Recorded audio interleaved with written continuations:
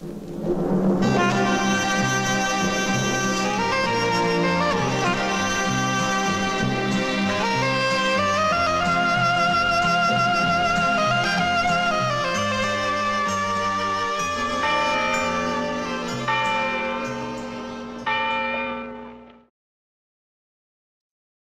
and welcome to another episode of the Spaghetti Westerns podcast. I'm Tom Betts, your host.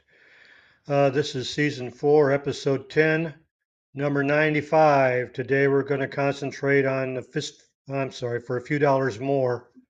So we'll talk about that. We'll talk about Luigi Pistilli and whatever happened to. Who are those guys? We'll touch on Carlo Simi.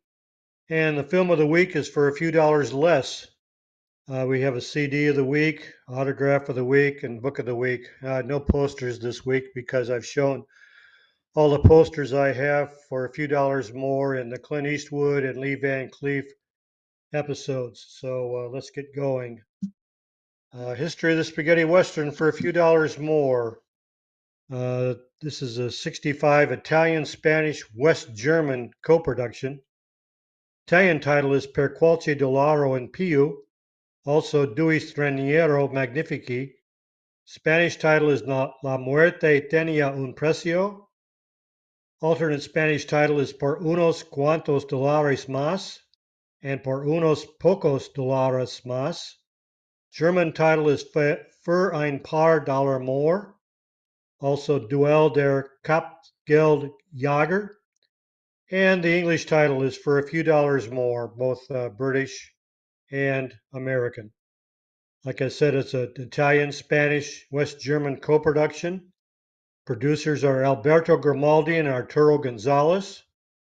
And we have a change in producers from Fistful of Dollars. Leone parted with the other producers, which are Arrigo Colombo and Giorgio Papi, after Fistful, because during the court battle to release the film, they went ahead and made Magnificent Stranger, which was a combination of Rawhide episodes without notifying Leone or Eastwood or anything else. So he aced them out of the real sequel to Fistful, which was for a few dollars more. Director is Sergio Leone. Story is by Sergio Leone and Arturo Gonzalez. Fulvio Marcella. Screenplay is by Sergio Leone, Luciano Vincenzoni, and Sergio Donati. Cinematography is by Massimo Dallamano. It's in Technicolor and Techniscope. And the music is by Ennio Morricone using his real name. Running time is 130 minutes. Chief characters and actors are Man with No Name or Manco, played by Clint Eastwood, Colonel Douglas Mortimer, played by Lee Van Cleef, El Indio, played by Jean Maria Volante, and Wild, played by Klaus Kinski. Other people you recognize are Groggy, played by Luigi Pistilli, Luke, played by Benito Stefanelli, Nino, played by Mario Brega, Cuchillo, Aldo Sambrell, Tommaso, played by Lorenzo Robledo, Blackie, Frank Brana, Chico, Jose Canalejas, Fernando is Antonio Ruiz, Frisco is Antonio Molina Rojo, the Prophet is played by Joseph Edger, who played Papirio in Fistful of Dollars, Mary, played by Mara Krupp, Guy Calloway, played by Juan Terron, the El Paso bank manager is played by Carlo Simi, Colonel Mortimer's brother-in-law, small cameo here, played by Peter Lee Lawrence, the Tucumcari station clerk, played by Roberto Camardial, and the Tucumcari bartender is Ricardo Palacios. Those are some of the main Italian and Spanish actors that you'll recognize. The story goes as such. Around the time of the Civil War, No Name, or Manco, played by Clint Eastwood, is a cruel-eyed bounty hunter who brings outlaw in for money, dead or alive. But there's another bounty hunter in the El Paso region, Colonel Douglas Mortimer, who's a top marksman. Both he and Manco are going after the same outlaw gang, a crew of bank robbers run by the dastardly Indio. After the two bounty hunters size each other up as rivals, they decide to partner up and divide their profits in busting the desperados. A lot of you who haven't seen a complete version for a few dollars more want to know where the name Manco came from. Well, when Mortimer collects the reward for Guy Calloway and turns him in, the sheriff tells him another bounty hunter inquired about the wanted poster on El Indio, and he told Mortimer his name was Manco, so that's where that came from. That's why he's called Manco in this sequel. Overview on the film. Often sequels of a successful film never approach the level of the original. In this case, the sequel actually surpasses the original. The addition of a second bounty killer was surely a plus. I thought from the trailers Lee Van Cleef was going to be the prey of the man with no name, and was delighted to see instead the two partner up to go after El Indio. A bigger budget helped, and to ensure success, many of the same actors were brought back to play different roles in the sequel, as well as Gian Maria Volante as the villain. Even the score by Morricone was a bit better than the original for Fistful. When Colonel Mortimer strikes a match on Wilde's hump to light his pipe, it was cringeworthy. The fact that there was a hunchback in the film was unique enough, but to abuse him was downright groundbreaking. Kinski's reaction and facial twitch is jaw-dropping. When Wilde later meets up with Colonel in Aguas Caliente, the face-to-face duel is inevitable. The Colonel's reply to Wilde's challenge, "I generally smoke just after I eat. Why don't you come back in about 10 minutes?" Wilde responds, 10 minutes, you'll be smoking in hell. Influences on future spaghetti westerns include the revenge theme for a lost family member.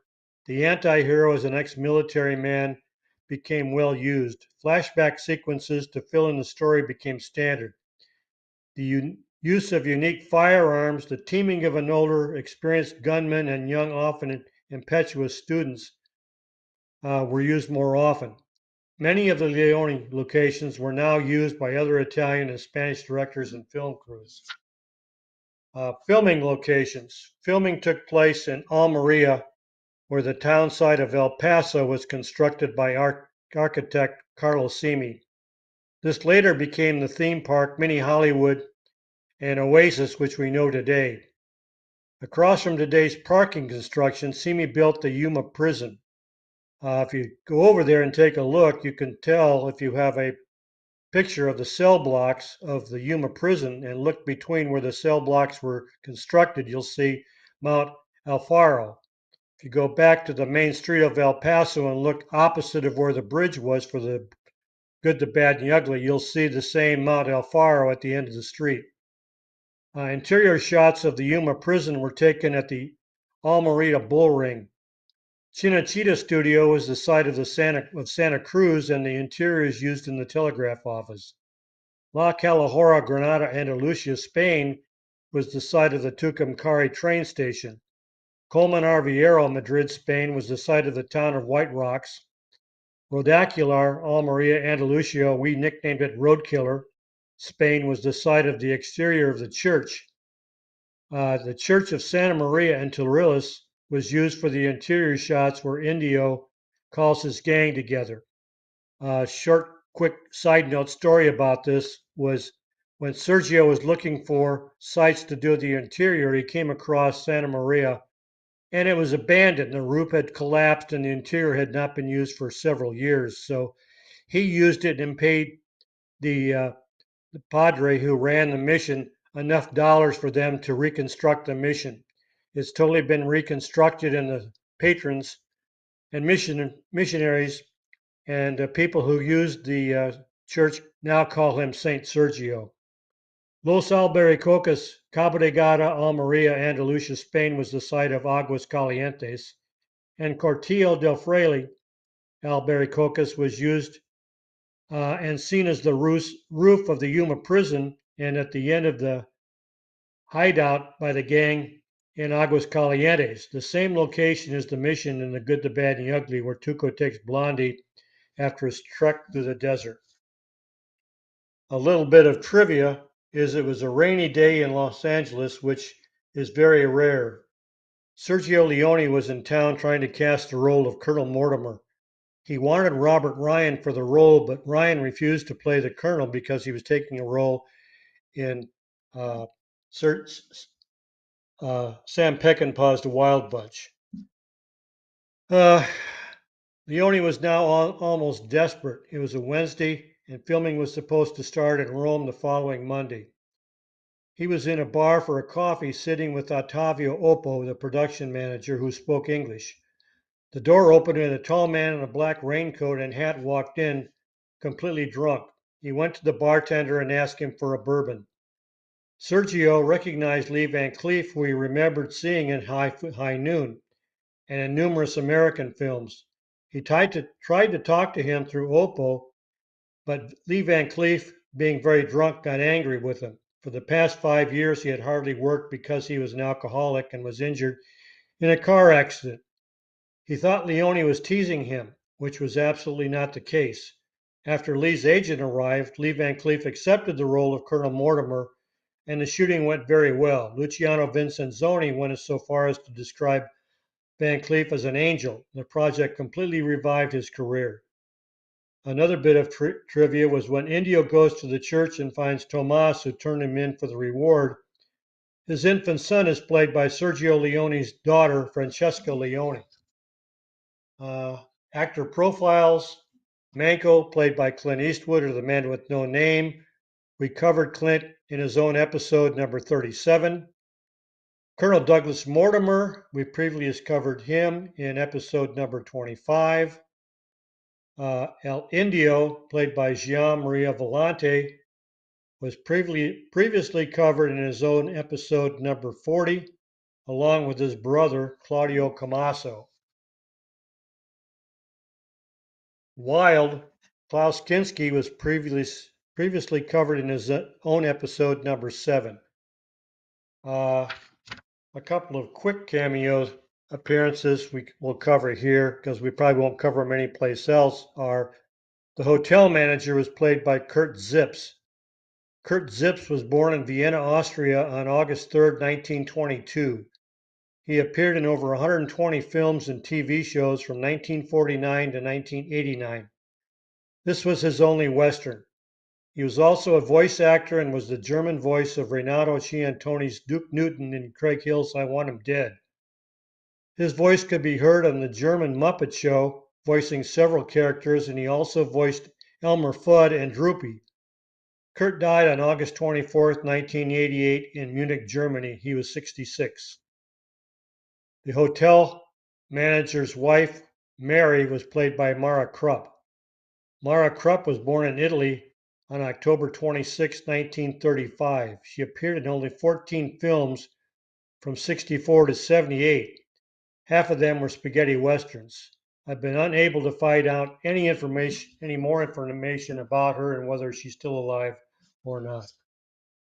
Okay, let's move on to Whatever Happened To, and we're going to talk about Luigi Pistilli.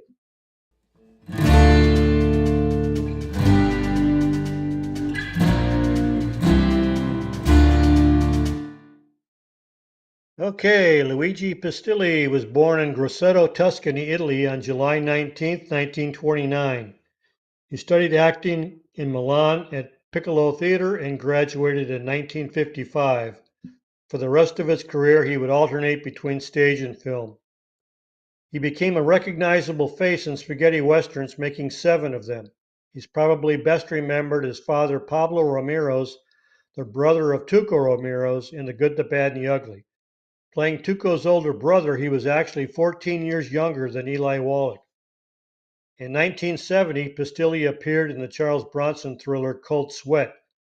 In 1972, he appeared in 2 giallo films, Iguana with the Tongue of Fire and Your Vice is a Locked Room and Only I Have the Key, playing an alcoholic, and appeared once again as a priest, this time as an exorcist in the 1974 cult horror, The Eerie Midnight Horror Show, aka The Sexorcist. Pistilli's life was not a bed of roses. Even though he was one of Italy's most respected actors during his day, he was married to actress Liliana Zoboli, and they had 2 children, Danielle and Camilla. Daniel, or Daniela, in 1964 died at the age of 24 in a car accident, and 2 days later his wife suffered a fatal heart attack, which affected him deeply. His daughter Camilla moved to the United States, and Luigi was left alone with his depression. He then had a 4-year relationship with the singer Milva in the early 1990s. When the relationship dissolved, he made bitter comments about her in the press. Just before an appearance in the play Tosca, which had just gotten terrible reviews in the press, he left a note of apology to Milva, took a dosage of barbiturates, and hanged himself in his apartment at Via Mozart in Milan. He was 66 years of age. I'll post his credits after the broadcast. Sad story. Great actor, bad ending. Okay, let's move on to whatever became of Carlo Simi.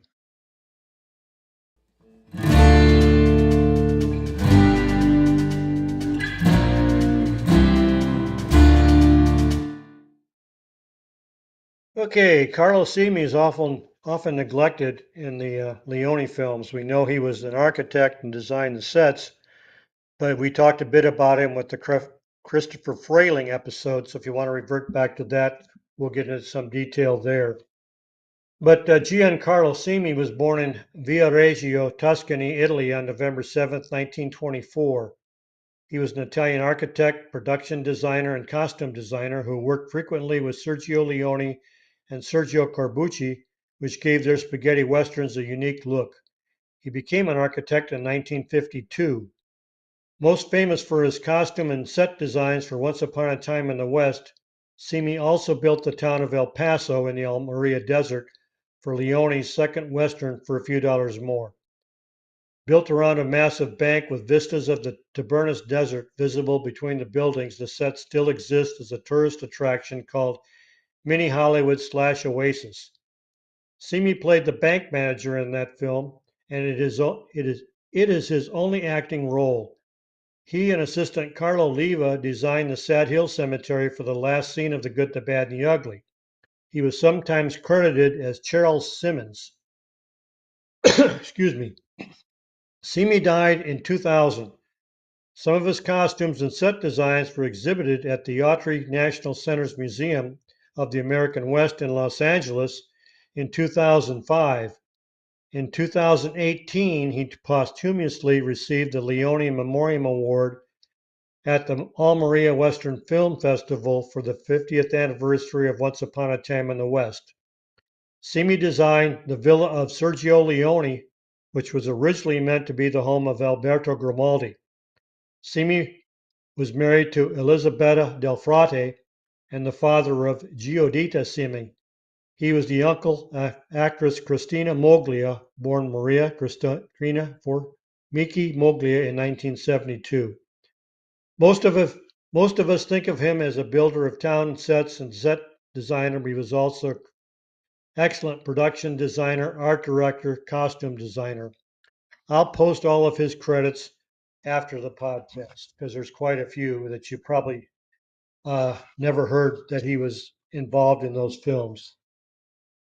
Okay, let's move on to Film of the Week, which is For a Few Dollars Less.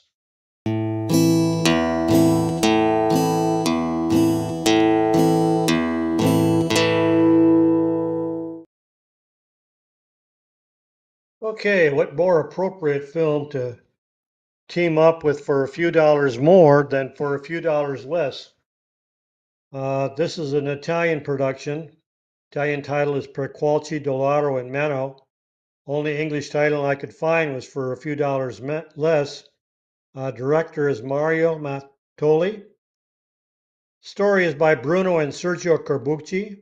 Screenplay is by Bruno Corbucci, Mario Guerrera, Vittore Vighi. Cinematography is by Giuseppe Acquari. It's an Eastman color and chromoscope. Music is by Marcello Giambini. And the title song is by Tony Rennis. Main cast consists of Bill, played by Lando Bazanca, Frank the General, played by Raimondo Vianello, and Miguel, played by Elio Pandolfi. Other names you might recognize are Juanita, played by Gloria Paul, Calamity John, played by Carlo Piscicani, Little Joe, played by Tony Rennis, and the story goes as such. In this parody of For a Few Dollars More, Bill, played by Lando Bazanca, an inept bank teller, finds a large shortage in his accounts. He comes up with a bazaar to obtain money to cover the missing funds and convinces his cousin Frank, played by Raimondo Vianello, to go along. They devise a scheme whereby Bill commits some crimes, gets a price on his head, and then Frank captures him and they split the reward after Bazanca, who's apparently gets hanged but is rescued, as in The Good, the Bad, and the Ugly, by his cousin Frank. Bill ends up in jail with the bandit Toro, and they is played by Elio Pandolfi. They escape, but Frank trails him, and they're able to capture the gang and get a $20,000 reward. An overview of the film is Matoli starts For a Few Dollars More with a variation on the opening scene of For a Few Dollars More. Initially, we are shown a six-shooter aimed at an anonymous writer. The off-screen assassin misses him with his first shot and then switches to a Winchester rifle but misses again with the second shot. Afterward, as the target still rides towards the camera, our unseen assassin wheels out a cannon, but he cannot even hit him with the cannon. The imaginative opening credits showed dolls as the lead characters, something never seen in an Italian Western. Raimondo Vianello, called the General, imitates Lee Van Cleef's Colonel Douglas Mortimer. The first time we see Frank, he opens his frock coat and selects an appropriate pipe from his sheath of pipes. Like the Colonel, chose an appropriate firearm from a bundle that he had tied to his horse. Poor Bill is afraid that he won't get out of town without his boss at the bank, Mr. Black, played by Pietro Torti, figuring out that he has bungled his accounts.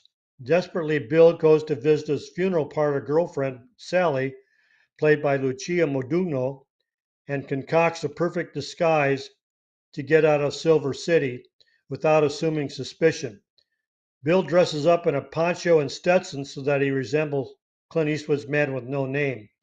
The Corbucci's embellish the slight gang by having Bill drag a coffin behind his mule like the one rode in Fistful of Dollars, but the joke is that Sally is riding in the casket for a ways. The coffin dragging gang is unmistakably a take on Sergio Corbucci's own Django with Franco Nero. In one scene, Bill trying to rustle horses only to be caught by an elderly sharpshooter called Calamity Jane, played by Carlo Piscicani. He's the old man at the railway station and Death rides a horse who Ryan tells to give Bill a kiss when he arrives. But Frank comes to Bill's rescue. Before they ride off, Frank warns Calamity not to lower his arms. Later, Calamity shows up in towns with his hands held high and explains to the sheriff that he can't lower them. Bill eventually winds up in jail with Miguel the Mexican, played by Elio Pandolfi, who bears a resemblance to Gian Maria Volante. They escape jail and ride to Miguel's hideout, where Miguel duels Toro, played by Franco Cobianchi, the Este, one of the bandits, over leadership of the gang to the accompaniment of a music box. Afterwards, just as El Indio climbs to a church lectern to explain his elaborate bank robbery scheme to the gang, Miguel climbs a similar one but falls through. When Miguel does rob the Silver City Bank, he brings back a polished wooden cabinet looking just like the one in For a Few Dollars More, and the general has to pick the lock with a huge knife. When they open the door, they find Bill sitting in an equivalent of a portable water closet. Yes, it's another comedy spaghetti western, but this one, because of the Corbucci brothers' writing, is worth the effort for its clever gags, parody, and references. This is a must-see, and it's on YouTube. As far as actor profiles, Bill, played by Lando Bazanco, real name is Gerlando Bazanca, was born in Palermo, Sicily, Italy on August 24th, 1935. He was a theater, film, TV, and voice actor, and he's a nephew of actor Gino Bazanca and the father of actor Massimiliano Bazanca, born in '63. He's known for his comedy roles. Lando has appeared in 3 spaghetti westerns. Lando's now been hospitalized in a Rome clinic against his will since December 27, 2021, with an undisclosed condition. Frank the General is played by Raimondo Vianello, 1922 to 2010. We covered him in episode numbers 22 and number 82 and number 83. Miguel is played by Elio Pandolfi. Elio Pandolfi was born in Rome on June 17, 1926. He was a theater, radio, film, TV, and voice actor. He appeared in over 45 films and TV appearances between 1952 and 2017. This was his only spaghetti western. Elio died on October 11, 2021, at the age of 95. Okay, next we'll go to CD of the Week.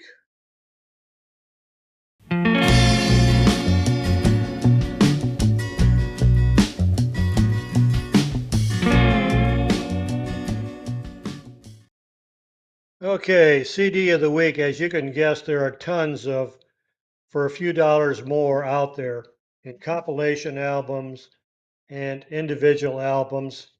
But the best one, as far as I'm concerned, and the most complete, is this one here, Per Qualche Dollaro and Pio by Ennio Morricone. Came out in 2003 from Italy. It's on GDM, number GDM 2038, has 22 tracks. It's not the greatest quality, but the most complete version available. It ranges anywhere in value from 75 to 330 bucks, but you can see it at a released version on eBay and Discogs. Okay, now we'll go to Autograph of the Week.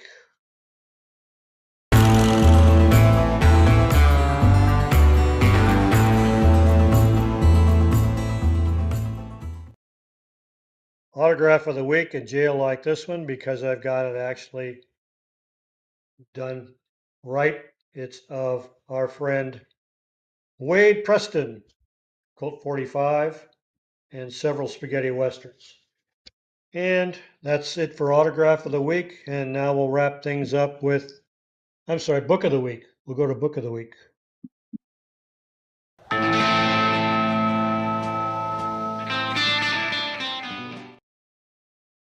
Okay, Book of the Week is Company of Heroes. It's an autobiography by Harry Carey Jr. And you wondered why I picked this one? Well, Harry was in more than John Wayne and John Ford movies. He was in 4 European westerns. Trinity is Still My Name, Man of the East, he's got a big role in that.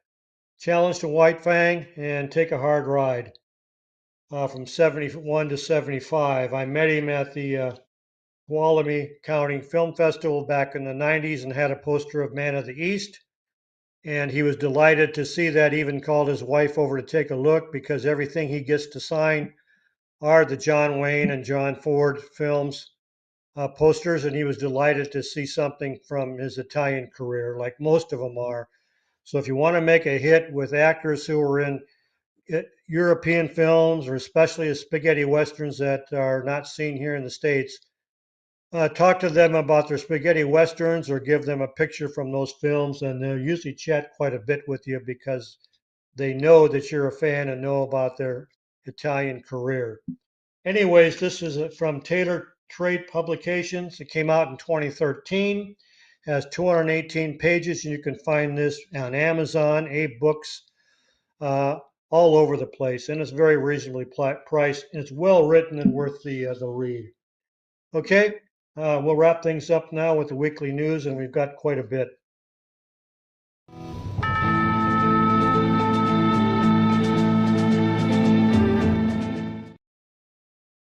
Okay, first of all, anybody going to the Italian film festival in Almeria, actually called the Almeria Western Film Festival, they announced this week, and I'm glad I'm not going because it affects the dates of the festival. They've been changed by an entire month.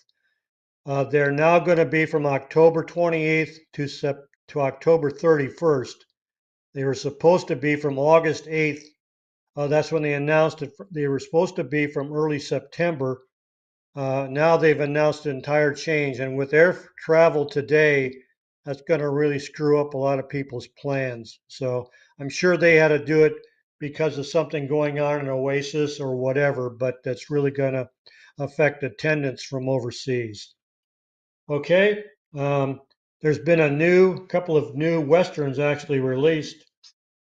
Some I have information on, one I don't. The new one that has been released, and I'm sure it's a short film, is called Black Town.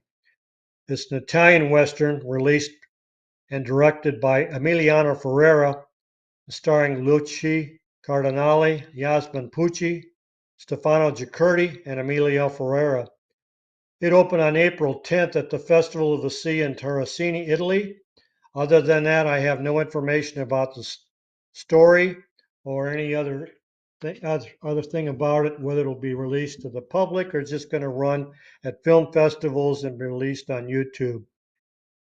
The other one, and don't get too thrilled about this one either, is a new German children's Western, which was released on August 11th, called The Young Chief Winnetou, directed by Marzuk and starring Mike Ulrich, Milo Hoff, Padatsky, Lola Linnea Padatsky, Mehmet Kurtulis, Tim Oliver Schultz, and Anatoly Taubaum. Never heard of any of them. And the story goes as while the 12-year-old chief's son, Winnetou, already sees himself as a great warrior, his father, Ichtushuna, not of the opinion that his son is of the opinion that his son has a lot to learn. When the absence of the buffalo threatens the Indian people, Winnetou seizes the chance to prove himself to his father. Together with the orphan boy Tom, he embarks on a dangerous adventure to save the Apache people. So again, it's going to bring back the Winnetou legend, but it's not going to do much for the adult fan of either the East German, West German, or Italian and Spanish films. There's a new German Blu-ray DVD release out now, came out on August 12th, called Pancho Villa Retet, which we know as Pancho Villa Rides, directed by Buzz Kulik, starring Yul Brynner, Robert Mitchum, and Charles Bronson. It was released by Cape Light / Alive. It's a limited media book, 2-disc set, Blu-ray and DVD. It's on number MPEG-4, and it contains 2 region beaded discs with resolution of 1080. It's in mono, German, and English with German and English subtitles. Has a running time of 122 minutes. Extras include a 24-page booklet, and it has trailers. Then there's 2, and don't get too excited about this either, but 2 released Blu-rays made available by the Japanese company King Records. It reduced prices of ones they reduced earlier this year. They're Roy Colt Winchester Jack, 1970 by director Mario Bava and starring Brett Halsey, Charles Southwood, and Marilu Tolo. It's on KIBF 2393, and Mercenary 1968 by Sergio Corbucci, starring Franco Nero, Tony Musante, Giovanni Raleigh, and Jack Palance. That's on KIXF 1339. Both of these released on August 10th.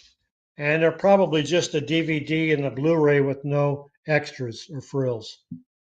Okay, now we get into some passings. Okay, rest in peace, Vesa Mattelori.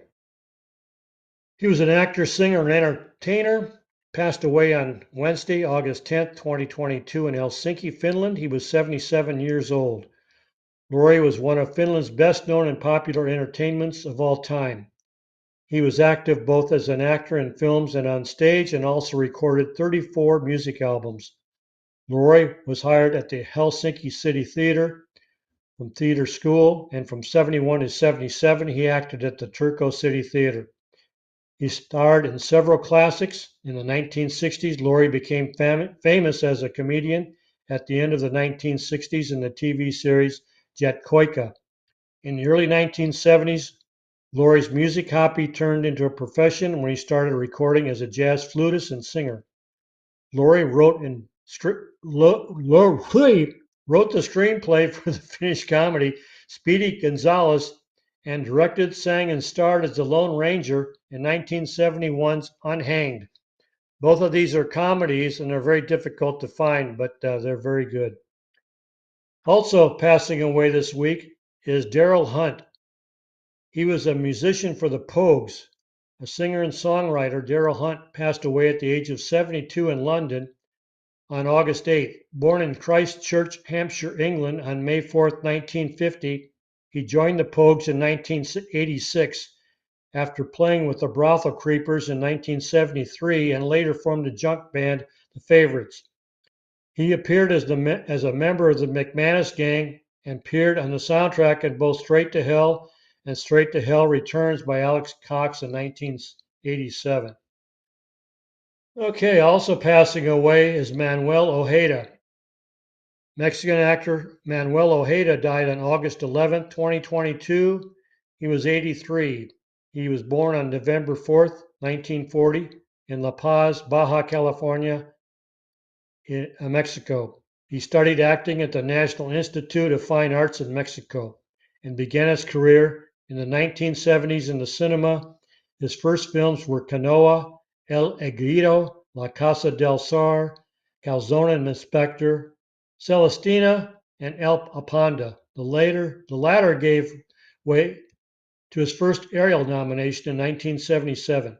Thanks to his talent, he won several awards in film, television, and theater, including an Ariel awarded by the Mexican Academy of Cinematographic Arts and Sciences, as well as Geraldo de Mexico, Golden Caliph, and several TV novellas. He starred in Eagle's Wing as Miguel. Okay, this one is a bit contentious, but I'm going to go ahead and present it. Rest in peace, Paul Muller.